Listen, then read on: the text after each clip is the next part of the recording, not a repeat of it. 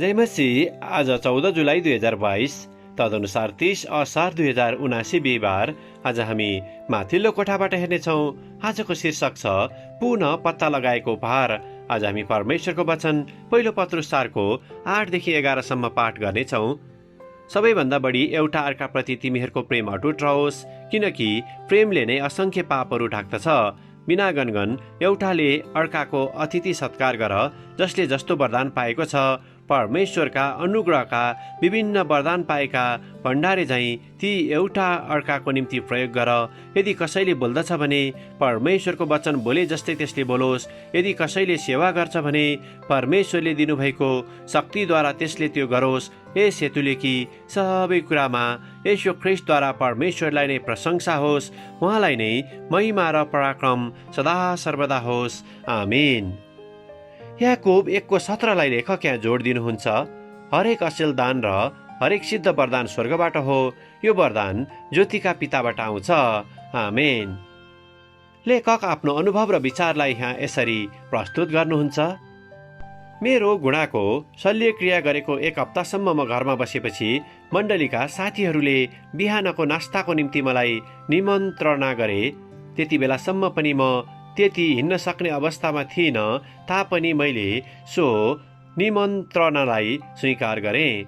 बाहिर निस्कनको लागि मैले अगाडिको ढोका तान्ने बित्तिकै चिसो ताजा हावाले मेरो अनुहारलाई स्पर्श गर्यो।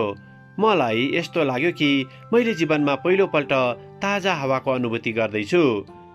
यो मेरो निम्ति पुनः नवीकरणको क्षण पनि थियो। त्यो दिन मेरा शुभचिन्तक साथीहरूले मैले बिर्सेका उपहारलाई पुनः प्राप्त गर्न सहायता गरे।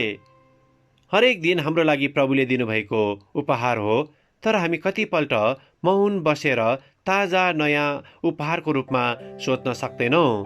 हामीले पाएसम्म प्राय दिनहरूलाई सामान्य र जहिले पनि दोहोरिने कुराको रूपमा मात्र लिइरहेका हुन्छौँ।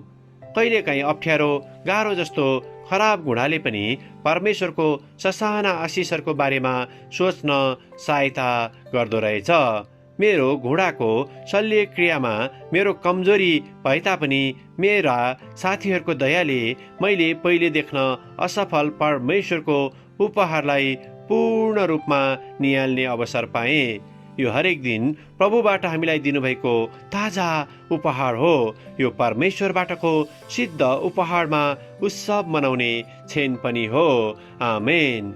आजको विचार, आज प्रभुले मलाई प्रदान गर्नुभएको कुन सामान्य आनन्दको लागि म उहाँलाई धन्यवाद दिन्छु त। प्रार्थना।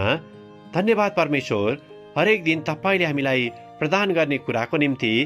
तपाईले दिनुभएको कुरालाई व्यवस्था गर्नुको साथै प्रशंसा गर्न नसकेको लागि क्षमा दिनुहोस्।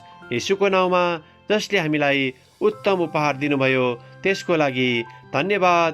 येशूको नाउँमा, आमेन। आजको लेखक रोबर्ट के एबेल, मेरील्यान्ड, अमेरिका। आजको प्रार्थनाको विषय शल्यक्रियाबाट निको भएकाहरूका निम्ति।